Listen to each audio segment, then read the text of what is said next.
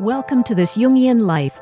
Three good friends and Jungian analysts, Lisa Marciano, Deborah Stewart, and Joseph Lee, invite you to join them for an intimate and honest conversation that brings a psychological perspective to important issues of the day. I'm Lisa Marciano, and I'm a Jungian analyst in Philadelphia. I'm Joseph Lee, and I'm a Jungian analyst in Virginia Beach, Virginia. I'm Deborah Stewart, a Jungian analyst on Cape Cod. And today we are going to try to grasp the concept that Jung lifted up for all of us of synchronicity. That is so synchronous. I was just thinking about that. I mean, this is really one of his ideas that people find particularly fascinating, isn't it? It's also a term that is tossed around and has fallen into common language, just like his themes of neurosis and being extroverted and introverted, where the word has come into conversation, but I don't know that it's really deeply understood. So let's say what it means, how we understand it, and at least provide a kind of definition. So as Jung traces it, that in the 1930s, a deeply talented physicist, Wolfgang Pauli, came to him for an analysis. And over a handful of years, as Jung was analyzing Pauli's dreams, and was deeply influenced by the power of Pauli's intellect and the ideas he was sharing about theoretical physics, Jung began to feel that this could pull together a new understanding of something that he had experienced in his life, which was that strange and seemingly magical coincidences were happening in his professional life and his personal life, and he was struggling to find some kind of a theory that would make sense of that.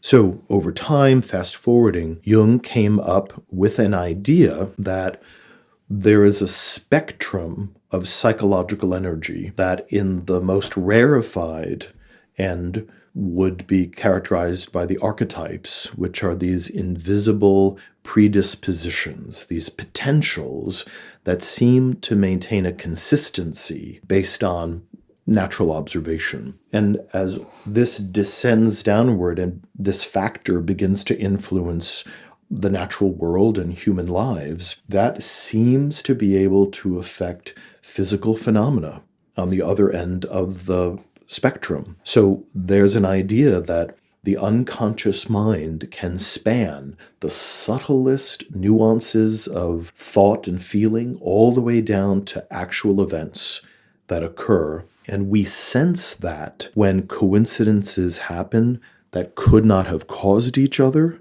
and that have a deep internal meaning for us. So what you're talking about is really a form of energy that we don't understand that unites matter, the material world, and psychic energy. That's interesting. I'm not sure that it unites it, but that it is it. It's like two different forms. They're different expressions of one field of force, which is different than a connection between those things. It's actually, in a sense, much more spiritual and actually very akin to several Vedic philosophies and ancient mystery philosophies, that there is one field of force that gives rise to both spiritual manifestations and physical manifestations. A latent, unitary kind of reality. Okay. Okay. So synchronicity occurs when an image or an idea come into mind simultaneously with an objective situation out there in the external world. Yes, so the stimulating example of this in Jung's life and what he attributes to setting him off on this journey, being determined to figure out how to theorize this, is that he was in the middle of analyzing a client, and the client was bringing forward a dream, and a golden scarab figured as centrally in this dream. And as he was engaging the client around that symbol, in through the window flies a scarab that is shockingly similar to the one that was described by this woman in a part of Switzerland, which would be very rare to see this, and in a season where this would not be known, and that he felt this kind of jolt in his psyche about the experience, that it was deeply meaningful for him that it had happened. And that seems to have kind of set off the quest to figure out how could this happen, or how can we explain this phenomena? What I'm thinking about here is that sounds so, I mean, we're making it sound, and it is very mystical to define and understand, and this experience of the scarab in Jung's life. But actually, most people have had experiences of synchronicity.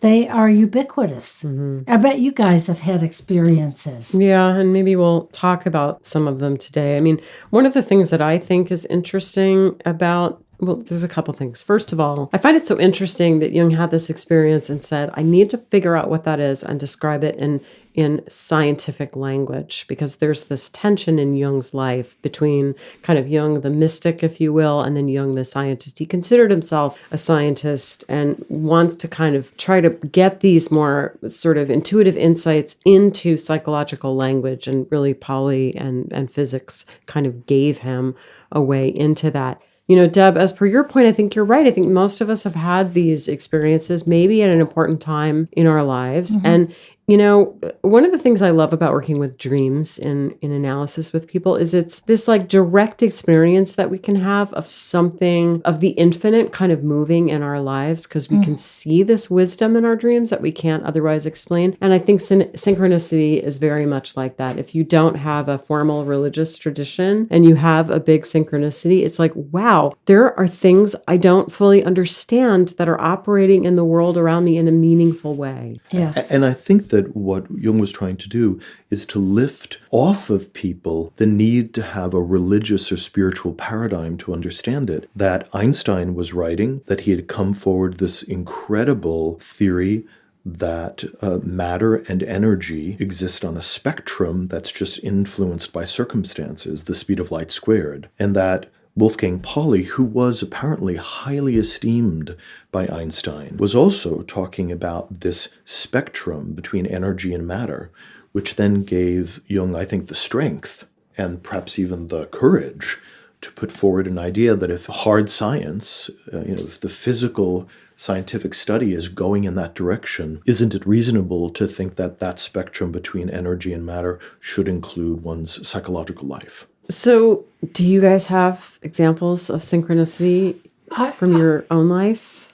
The one that I recall is, this was many years ago, we had moved to New York. I was really flabbergasted and made very, very anxious by New York. Its busyness, traffic, noise, all of it was overwhelming to me. And I was looking for a job and didn't quite know where to begin, had made some attempts. And I was on the subway, and I saw that someone had left the newspaper open to a particular page on the seat across from me.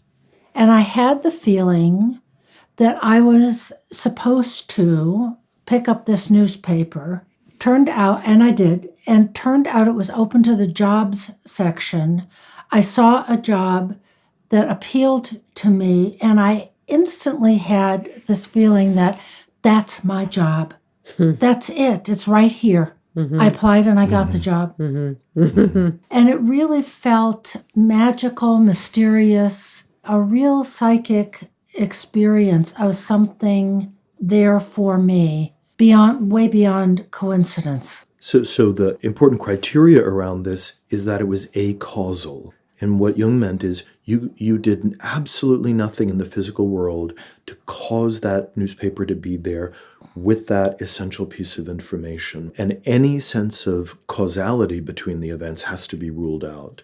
And that when you encountered this linking up, something inside of you had a substantial response. The psyche, the soul, recognized something. And I am curious if, in hindsight, you can look back at whatever job that was and see that it led you down a new path. I mean, was where it got you to a significant place? It was a job in a school, and it gave me a home in New York, a community. And that is exactly what I needed. Wow, deeply meaningful. Oh, yeah. I'm sure the two of you have had experiences as well, and I think it's helpful to ground it in lived experience. Mm-hmm. Absolutely. I'll quickly tell one story. I have a couple that just are kind of thrumming in me as we're talking about this. They still have power. Mm-hmm. Must have been 20 years ago, and I had read a book about a Hindu mystic. And a friend and I had both read the book, and we thought, this is very, very exciting. And we had decided we were going to go and attend a workshop several hours away. So it came the morning of the workshop. And, we're excited about it. So my friend picks me up and I'm out in the car. And then before we leave, I say, I just forgotten something. So I walk back in the house and go to the second floor and I look around and I couldn't find it. And then as I'm turning to walk down the stairs, I turn and look at the photograph of this person that I had framed, of this mystic that I had framed on the wall. And as I turn to move my head, the picture breaks free of the wall and falls, and my hand reaches out and catches it on the bottom of the frame. Oh my goodness. And I'm standing there.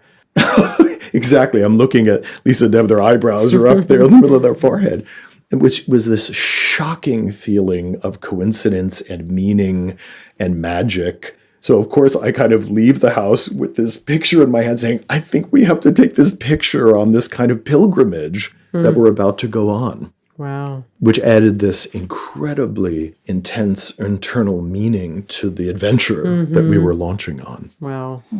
Sometimes when clients bring in synchronicities or something, I think that a synchronicity is sort of a sign in a way that we're sort of headed in the right direction, or that, to put it another way, that an archetype has been activated, that something is flowing. We've tapped into something. There's some energy that's supporting us or moving us along. And Jung said that this is evidence of kind of an archetypal activation. So that's very much what that sounds like. Mm-hmm. Did you have a story as well?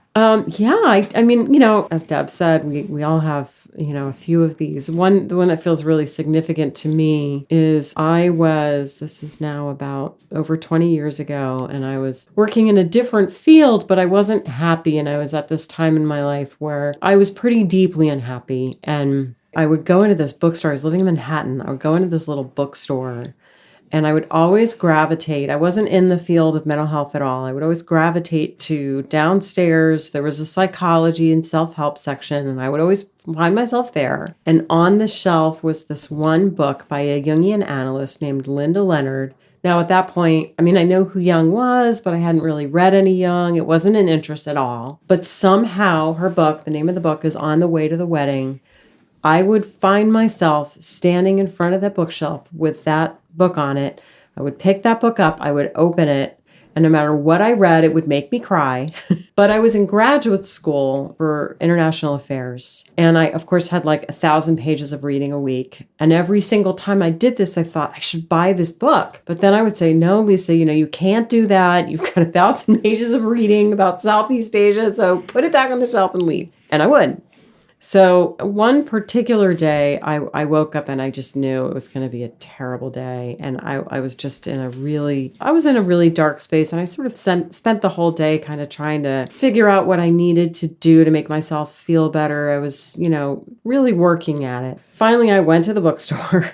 I wound up in front of that book again. I did the same thing. I picked it up. I opened it up. I started crying when I opened it up and read it. And I thought, no, I can't. I put it back on the shelf. On my way back to my apartment, I crossed the street and there was this little new age gift shop. This was in the 1990s. It was like Columbus Avenue. There was this little tiny gift shop type place that sold like a couple crystals and some incense and some dream catchers.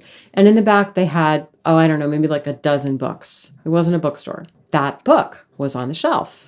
And I was like, well, now, I was like, okay, I should probably buy this book, right? So I bought the book there and I took it back to my apartment. And when I got it back to my apartment and I opened it up, I saw that it was signed by the author. And I started reading that book that night. I will tell you, it's not an exaggeration to say that my whole orientation substantially changed. Whatever state I was in earlier that day, it just started to sort of evaporate as I read the book. And by the time I finished that book, I knew I wanted to be a Jungian analyst. Oh my.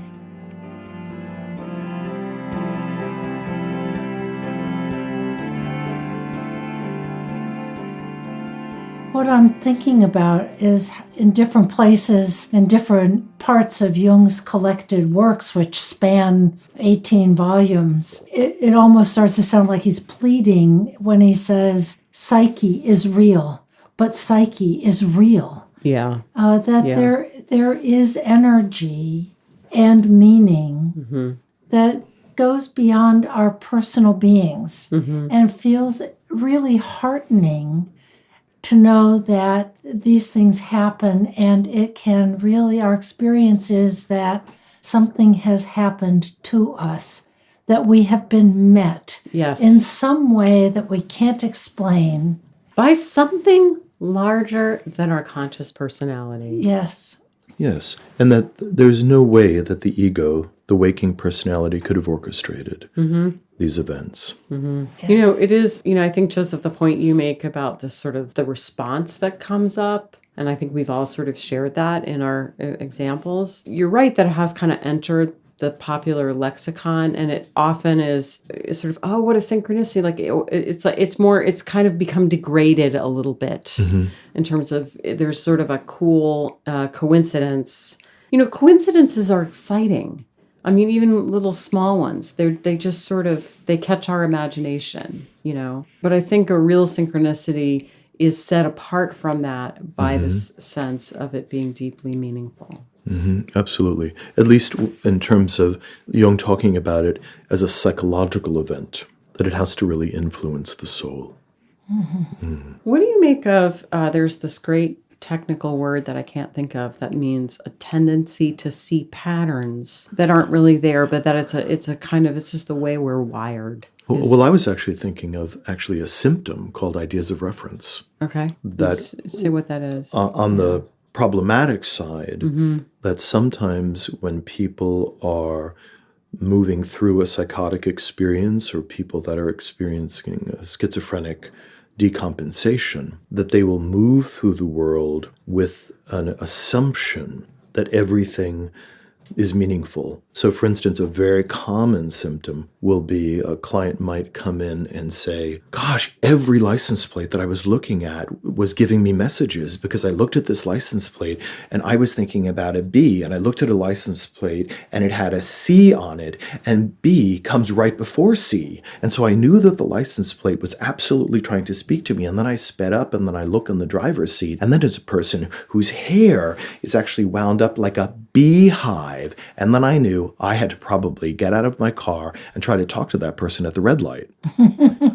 Bad news. Yeah. Really, Yes. Wow, scary. Yeah. But so there is a way, which the wide majority of listeners to this podcast hopefully will never experience this, but there is a way that we can get swept up into a kind of distortion where then we become determined that things are synchronistic, which are not actually, and really are not expanding the personality or moving the soul forward in some meaningful way. So I found the reference. It's apophenia, and it is a tendency to attribute meaning to perceived connections or patterns between seemingly unrelated things, and that confirmation bias is a variation of apophenia. So I think I sort of bring it in because I think that this does require a kind of, discipline in thinking about it. It's an exciting concept, and it's sort of like an easy kind of road to go down, but it can be a little seductive,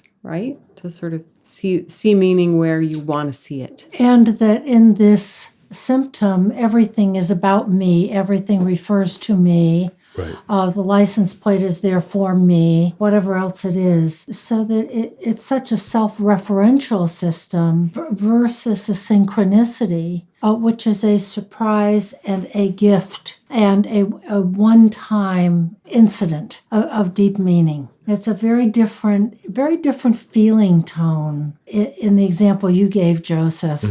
And the examples that each of us provided of a synchronous experience in our lives. Yes, I think so. But I totally understand the way that it can sit in a gray area in terms of trying to be deeply defined in our language. And I think, a rigorous research scientist would perhaps rightly scoff at this idea and say, well, coincidences happen, by probability. It's not really so unusual that there would be two copies of this book, sitting right across the street from each other.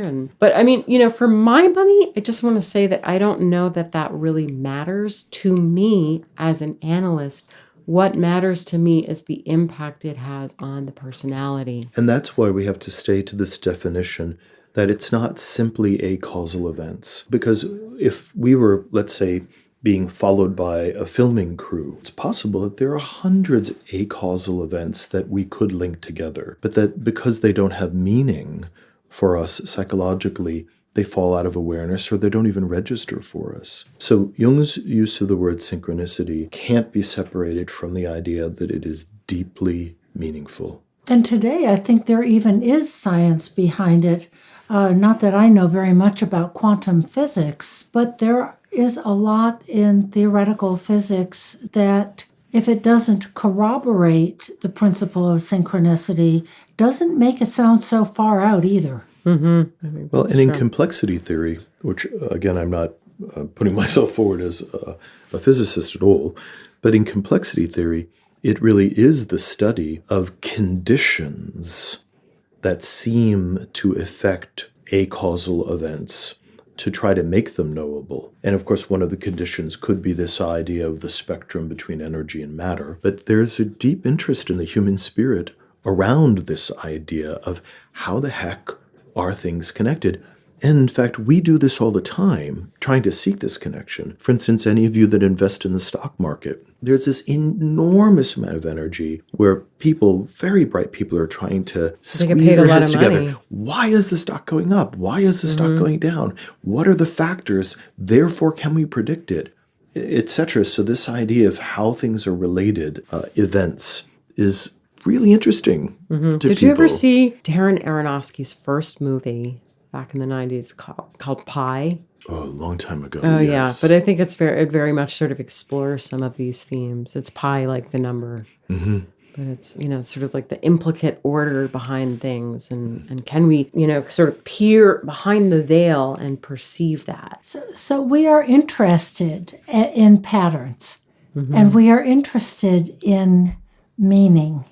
And I'm thinking that underneath this, behind this, is a desire to know that we are not alone.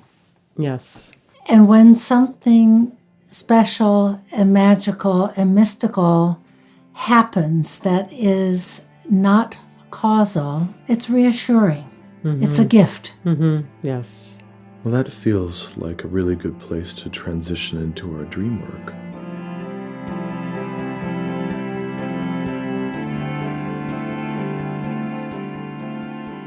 And what is the dream for this week? Well, one of our readers has submitted a dream, a 48-year-old female who gives us a dream, very short, but on a feeling level, I think very potent. So here's the dream that we're going to be talking about. My son jumped into the sea in a dockyard against my wishes and didn't resurface. At that point, she wakes up. Joseph, just read it one more time since it's short. My son jumped into the sea in a dockyard against my wishes and didn't surface. Oh. And how old is the dreamer? The dreamer is 48 years old. Woman, man? Female. Okay. I'm certainly aware of what's coming up for me on a feeling level. It just grief and terror. The ache of such a horrible tragedy. I'm thinking about what part of the dreamer as a subjective dream, if all the parts of this dream are, as it seems to me, aspects of the dreamer representing parts of the dreamer, of what is the son part of this dreamer? And what does it mean to jump into the sea against her wishes? Why the sea? Well, and it's also a dockyard, which seems like it's a detail that might be important. Yes. Specific things happen in the ocean, the river, or the lake around a dock that are different than would happen, let's say, at a shoreline. So what is a dock? So it is a kind of refuge. It is an extension of a harbor where boats come in to land and are kept safe, are maintenanced and fueled and stored, and are somehow kept safe from the rawness and the wildness of the open water. So they're like tethered, right? They're tethered, and it actually allows the relationship between the water and the land to be maintained by kind of human innovation. So, for instance, if there's a dockyard, you could conceivably never get wet. You'd never have to be exposed to the water directly. That's interesting, yeah. You're always on either asphalt or wood, or you're on the deck of your boat. So I'm thinking about the relationship between ego and the unconscious. And I'm imagining that a dockyard and a dock where boats can come in and out and be safely tethered, and you can walk out on a dock, is all images of ego, consciousness. Yes. Mankind consciously creates docks and dockyards. Engineered. We consciously create boats and ships that float on the sea, the Seems water, like the a point unconscious. of correspondence, maybe, between the ego and the unconscious. Yeah, but here it doesn't seem like there's such a separation between ego and unconscious, because it's against my wishes. So that's the dream ego that says, don't do this. And then all these constructs that consciousness creates to separate from the sea, the unconscious, which is where the sun part of her goes into the unconscious, into the sea, as if he has died. It seems to the dream ego, doesn't resurface, he's drowned. So we could think about this subjectively or objectively, because ostensibly from the note, she really does have a son. So she is dreaming about a person that she knows. So is the unconscious lifting up a feeling inside of her that somehow her ability to protect, her ability to care for, or her ability to contain the child is somehow being lost, or she fears it being lost. And the son is having to encounter, the vicissitudes of life, encountering the fact that life is dangerous and that there are repercussions to decisions that the son might make. Sometimes in a dream, if the dreamer is a parent and there's a dream about a child, sometimes I find that it can refer to how the dreamer feels about his or her parenting role. So it can feel like maybe a loss of contact with the maternal function, for example. So, I mean, we're definitely in the realm of grief, loss, and depression here. Yes. For sure. We're not clear exactly what that might be about, but when you get depressed, it can be pretty hard to feel sort of cued into your role as a mother. So that's one possibility. It also, we have to wonder, I would be curious to know how old the son was. Yes. And I'm thinking about SUN as well as SON, of the solar conscious, light-filled sun in the sky versus the SON, my child. Building on your idea of, is there something around depression going on here? I want to say that in the note section that she has an ex-husband. And the sun is also the visible symbol of the relationship between her and the husband. So to have the symbol or the fruit of their union disappear into the ocean could also be that the last bit of feeling of being a family unit or feeling connected to the ex-husband is somehow just fallen into the unconscious, is fallen totally out of relationship. And not to be too sort of obscure, I mean, a lot of times when a marriage dissolves, it can be incredibly, incredibly painful for everyone, but especially the kids. And I mean, just on a more sort of ho-hum everyday level, the dream might just be speaking to her real concern about what is happening to the child, in the process of the divorce or in the aftermath. We're not really sure. And in that way, in terms of the issue of sinking into the water as a sign of depression, she's not sinking into the water. The young son is. So the unconscious, in fact, this feels right to me, that the unconscious is saying, your son is falling into a depression. Yeah. And a lot of times little children are something like a depression, and let's say a 5-year-old kid is not well recognized. So it may be the unconscious is saying, you're not catching this.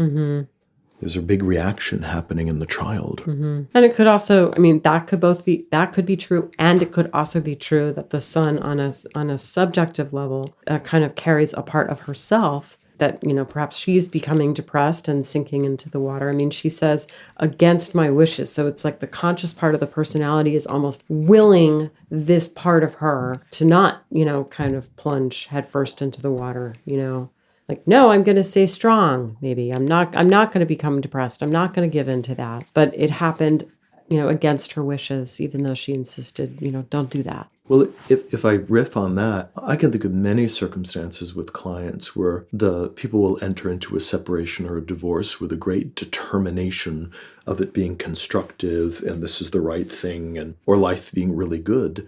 And against their will, they fall into very powerful oceanic feelings that they were sure they were going to muscle above.